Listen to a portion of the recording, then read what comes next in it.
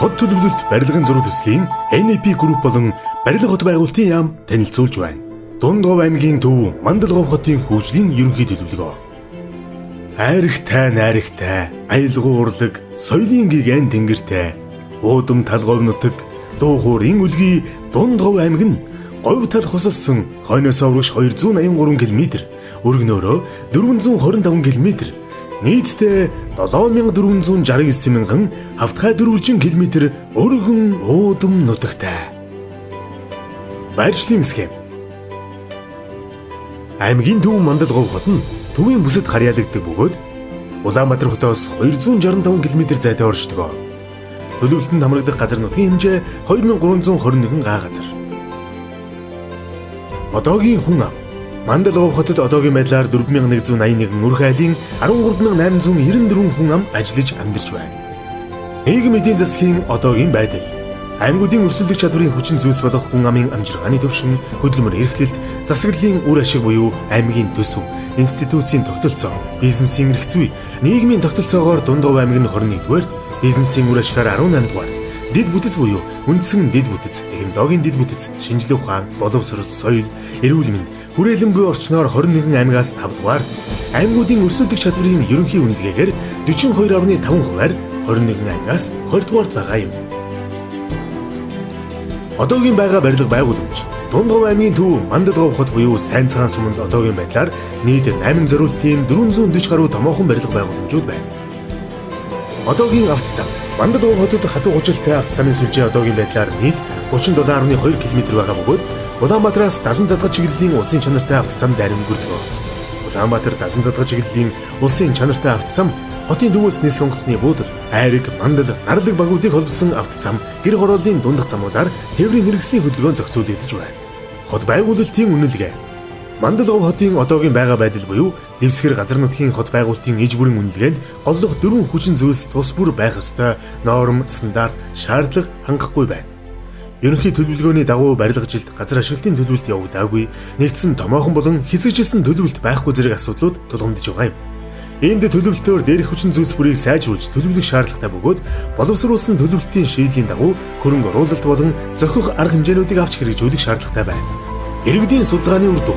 Мандалговь хотын хөгжлийн ерөнхий төлөвлөгөөний хүрээнд хийгдсэн дүүмэр судалгааны үр дүнд иргэд төлөвлөлтийн шатанд дараах асуудлыг шийдвэрлэж өгөхийг хүссэн бол үүнд гэр хорооллын дэд бүтэц буюу цэвэр бохирус, дулаан, төлөвлөлт, хог хаягдлыг сайжруулах, унтны усны чанар стандартыг сайжруулах, гэр хорооллыг хөгжүүлэх төсөл хөтөлбөрийг хэрэгжүүлэх.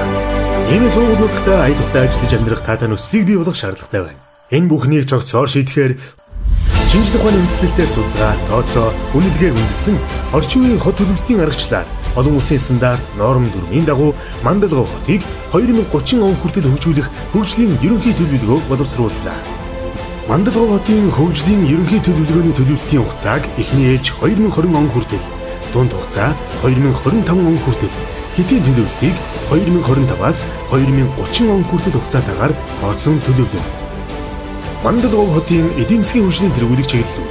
Аймгийн эдийн засгийн голлох салбар болох мал аж ахуйн салбар болон ажил хүчин, дэд бүтцийн давуу тал, нөөц олцоо дээр тулгуурлан хөнгөн хүнсний үйлдвэрлэлийг хөгжүүлж, бүтээгдэхүүн үйлдвэрлэлийн хэмжээг нэмэгдүүлж, тус салбарын өсөлтөөс хүлээх хотын болон аймгийн нийгэм эдийн засгийн үр ашигыг сайжруулах.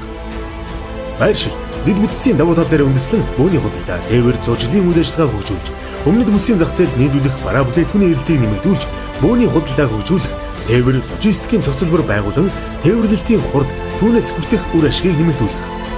Аймаг бүс хотын хөгжлийн чиг хандлагад нийцүүлэн аймгийн ашигт малтмалын нөөцөд тулгуурлан, барилгын материалын үйлдвэрлэлийг төрөлжүүлэн хөгжүүлэх. Засгийн газраас аялал жуулчлалын таад орчныг бүрдүүлэх талаар авч буй арга хэмжээ үр дүнгээ өгч, улсын хилээр нэвтрэх зорчигчдын тоо жилээс жилд нэмэгдэж байгааг харгалзан, зам дагсан аялал жуулчлалын шинэ маршрут, гадаад дотоодын жуулчдад зориулсан мотель, кемпинг, зочид буудал, бусад үйлчилгээг хөгжүүлэх.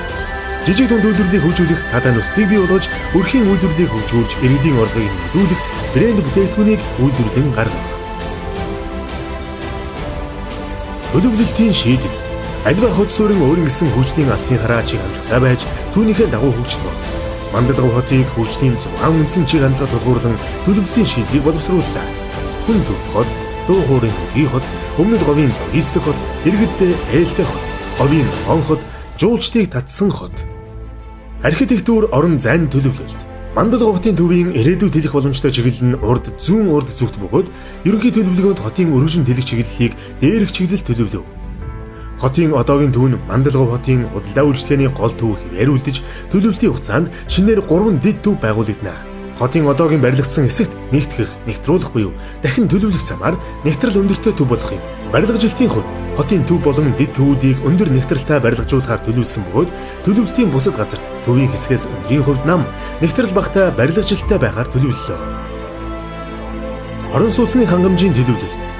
Мандалговь хотод одоогийн орон сууцны хангамжийн судалгаагаар нийт өрхийн 12.3% нь инженерийн бүрэн хангамжтай орон сууц, амны сууцанд амьдарч байгаа бөгөөд 87.7% нь инженерийн бүрэн хангамжгүй сууцнд буюу гэр болон ердийн халаалтай сууцуудад амьдарч байгаа нь хот сүрэн газрын хувьд доогуур үзүүлэлт юм.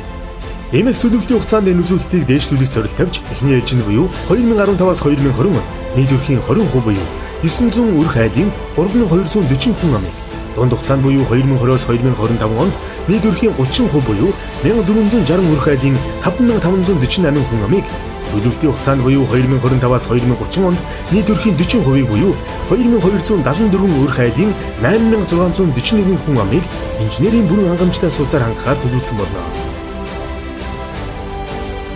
Олон нийтийн барилга байгууламжийн төлөвлөлт. Мандалговь хотын хөгжлийн ерөнхий төлөвлөгөөнд 2030 он гэхэд 1080 сурагчтай сургууль, 1235 хүүхдийн цэцэрлэг, 350 ортой нэгдсэн эмнэлэг төлөвлөсөн хүүхэд багчууд, оршин суугчдын эрүүл, ая тухтай амьдрах орчин нөхцөлийг хангаж өгөх юм аа. Нутаг дэвсгэрийн үүргийн бүсчлэл, олон нийт үйлчлэгээний дэд төв, орон сууцны бүс, холимог бүс, одоо байгаа гэр хорооллын бүс, амны орон сууцны бүс, нөөц амны сууцны бүс, боловсролын бүс, эрүүл мэндийн бүс, худалдааны бүс, соёл олон нийтийн бүс, хөнгөн үйлдвэрлэлийн бүс, хүнд үйлдвэрлэлийн бүс. Авто замын төлөвлөлт. Мандалговь хотын хөгжлийн ерөнхий төлөвлөгөөнд төлөвлөж буй нийт авто зам 103 км байгаагаас 1-р зэргийн гол зам 10.1 км, 2-р зэргийн гол зам 446 км, 1-р зэргийн туслах зам 55.5 км, 2-р зэргийн туслах зам 22.8 км байхаар тооцож төлөвлөлөө. Ногоон байгууламжийн төлөвлөлт. Хот сүрэн газрын байгалийн тэнцвэрийг зохицуулах, оршин суугчдын ажиллаж амьдрах тааламжтай нөхцөлийг бүрдүүлэх чинь ногоон байгууламж юм. Мандалговь хотод 456 гаруйгаа талбайд ногоон зуруус цэцэрлэгт хүрээлэн цэцэрлэгжүүлэлтийг төлөвлөсөн. Үүнээс нийтийн хэрэгцээний зориулалттай ногоон байгууламж 192.5 га, хязгаарлагдмал зориулалттай ногоон байгууламж 23.3 га, тусгай зориулалттай ногоон байгууламж 241.9 га байхаар төлөвлөсөн болно. Инженерийн шугам сүлжээний төлөвлөлт. 2014-өөс 2030 онд дулааны станцын хүчин чадлыг 2020 онд 46 ГК, 2025 онд 94 ГК, 2030 онд 140 ГК цаг хүртэл үе шаттайгаар барина. Иргэдийн ая тухтай амьдрах нөхцөл болцоог бүрдүүлэхээр төлөвлөсөн болно.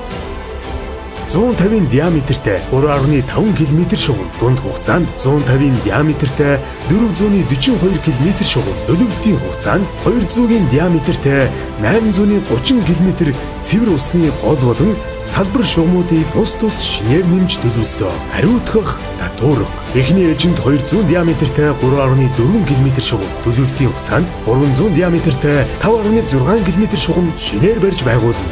Хэрэгжүүлэх үе шат. Эхний ээлж 2015-аас 2020 он хүртэл 900 га.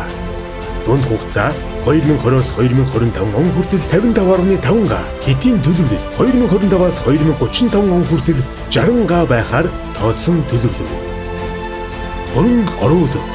Мандалговь аймгийн төв Мандалговь хотын хөгжлийн ерөнхий төлөвлөгөөний нийт хөрөнгө оруулалт онцгсон тооцоогоор 1.66 триллион төгрөг бөгөөд үүнээс эхний ээлжинд 302.6 тэрбум төгрөгийн хөрөнгө оруулалт шаардлагатай болно. Өрлөх хотын хон ирээдүйн хөгжлийн ерөнхий төлөвлөгөөний төлөвлөлтийн шийдлийг бодитоогоор хэрэгжүүлэх ажлын үе шатгуурын төлөвлөгөөг наривчлан боловсруулж мөрдлөг болгосноор Мандалговчууд уугуул нутаг төрлөх хоттой тог тухтай, тогтвор суурьшилтай ажиллаж амьдрах таатай орчин бүрдэж хөгжил дэвшил тогтвортой бөгөөд үр өгөөжтэй үргэлжлэх болно. Хөгжлийн ерөнхий төлөвлөгөөний үе шатны төслүүдийг хэрэгжүүлэх ажил яам байгуулалт хөгжлийн төлөө хот төлөвлөгчид зон төсөлд хөгжил мэд бүх төвшөнд хамтран ажиллана гэдэгт итгэл дүүрэн байна. Төрлөх хотын хон яам байгуулалтанд хүн нэмрээ оруулан төрлөх хоттой ажиллаж амьдрацгаая.